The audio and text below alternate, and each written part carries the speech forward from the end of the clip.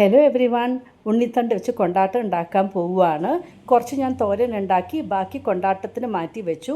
2 glass പച്ചരി കുതിർത്ത് വെച്ചിട്ടുണ്ടായിരുന്നു. ഒരു 4 മണിക്കൂർ നന്നായിട്ട് അരച്ചതാ രാത്രിയിൽ അരച്ച് മാറ്റി വെച്ചു. ഇത് നെക്സ്റ്റ് ഡേ മോർണിംഗ് ആണ്.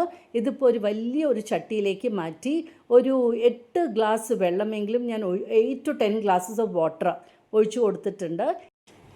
ഇതിലേക്കിപ്പോൾ 3 സ്പൂൺ ചില്ലി പൗഡർ, ഒരു 1 ടീസ്പൂൺ ജീരകം, 1 ടീസ്പൂൺ അജ്വൈൻ നമ്മുടെ ഓമം, അതുപോലെ 1 ടീസ്പൂൺ എൽ ജിയുടെ കായപ്പൊടിയും ആഡ് ചെയ്തു. ഉപ്പും പാകത്തിന് ആഡ് ചെയ്ത് നന്നായിട്ട് അങ്ങോട്ട് മിക്സ് ചെയ്ത് കൊടുക്കുക. എന്നിട്ട് അടുപ്പത്ത് വെച്ചിട്ട് നന്നായിട്ടൊന്ന് കിണ്ടി കൊടുക്കണം. ഇത് നല്ല തിക്കായിട്ട് വരും. ഞാനിപ്പോൾ 1 ടേബിൾ സ്പൂൺ നല്ലെണ്ണയും ആഡ് ചെയ്തിട്ടുണ്ട്. എന്നിട്ട് ഇതിൻ്റെ കൂടെ തന്നെ നമ്മൾ കട്ട് ചെയ്ത് വെച്ചിരിക്കുന്നത് നമ്മുടെ ഉണ്ണിത്തണ്ടും ആഡ് ചെയ്ത് കൊടുത്തിട്ടുണ്ട്. എന്നിട്ട് അടുപ്പത്ത് വെച്ച് നന്നായിട്ട് ഇളക്കിക്കൊണ്ടിരിക്കുക. ഇങ്ങനെ തിക്കായിട്ട് വന്നു തുടങ്ങും. അപ്പം നല്ല തിക്കായിട്ട് വരും. അതുകൊണ്ട് കൈവിടാതെ ഇളക്കി കൊടുക്കണം. തിക്കായി വന്ന ശേഷം നമ്മുടെ കൈ ഒന്ന് വെള്ളത്തിൽ നനച്ചിട്ട് ഇതിൽ തൊടുമ്പോൾ കൈ ഇങ്ങനെ ഒട്ടാതെ വരും ആ ബാറ്റർ. എന്നിട്ട് ചെറുതായിട്ട് ഞാൻ പിച്ചിട്ട് ഇങ്ങനെ ഇപ്പോൾ ഒരു 5 പ്ലേറ്റിലാക്കി വെച്ചിട്ടുണ്ട്. വലിയൊരു താമ്പാളത്തിലാക്കി വെച്ചിട്ടുണ്ട്.